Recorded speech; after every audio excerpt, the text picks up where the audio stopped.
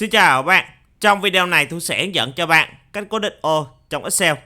Giả sử như ở đây tôi có một bảng dữ liệu. Bảng dữ liệu của tôi nó có hai cột A và cột B. Bây giờ tôi muốn là tính toán các phép toán của cột A nhân cho tất cả các số ở cột B. Đó, ở cột A là số 3. Tôi muốn là số 3 nhân cho tất cả các số ở cột B. Nếu mà tôi làm theo cách thông thường ở đây tôi sẽ bằng này. Lấy cột A nhân cho cột B, bấm Enter. Sau đó ở đây tôi sẽ sao chép công thức xuống các ô còn lại. Thì lúc này chúng ta quan sát chỉ có ô đầu tiên nó cho kết quả chính xác mà thôi. Còn các ô còn lại kết quả nó không chính xác. Nguyên nhân là do đâu? Thì bây giờ chúng ta sẽ kiểm tra này.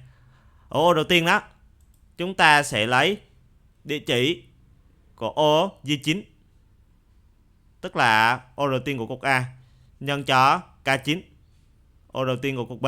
Chính xác rồi. Tuy nhiên ở ô thứ hai này là J10. J10 là ô này.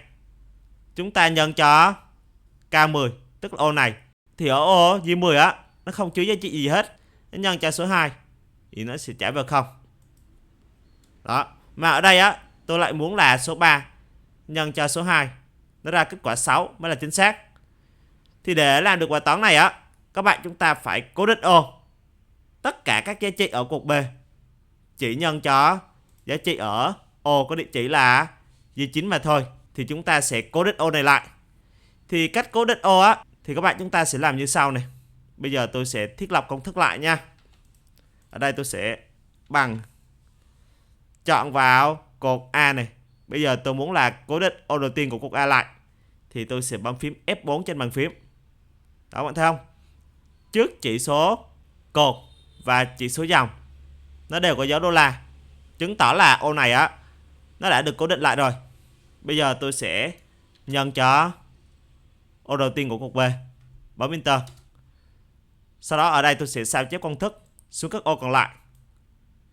Thì lúc này chúng ta quan sát kết quả này.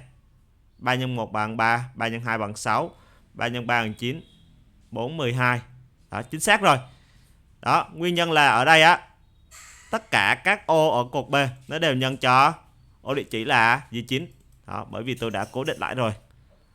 Thì đây là cách đầu tiên. Ngoài ra chúng ta cũng có thể là đặt tên cho cột A này. Sau đó chúng ta sẽ nhân cho tên đó. Thì lúc này kết quả cũng ra chính xác nha. Bây giờ tôi sẽ đặt tên cho cái cột này, chọn vào ô mà tôi muốn đặt tên này. Lên đây tôi bấm vào một tên chỉ xuống. Sau đó tôi sẽ đặt tên là ô cố định. Tùy các bạn nha. Các bạn đặt tên sao cũng được. Ô này, cố định. Đặt xong rồi các bạn chúng ta sẽ bấm Enter. Rồi bây giờ tôi muốn là lấy giá trị này nhân cho tất cả các giá trị ở cột B. Thì tôi sẽ làm như sau. Tôi bằng này. Sau đó tôi sẽ nhập là ô cố định này nhân cho ô đầu tiên của cột B, bấm Enter.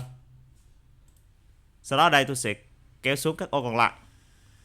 Thì lúc này kết quả cũng chính xác nha. Rồi cách đầu tiên các bạn chúng ta sẽ chọn vào đó, bấm phím F4 để chúng ta cố định. Và cách thứ hai các bạn chúng ta sẽ đặt tên cho ô này.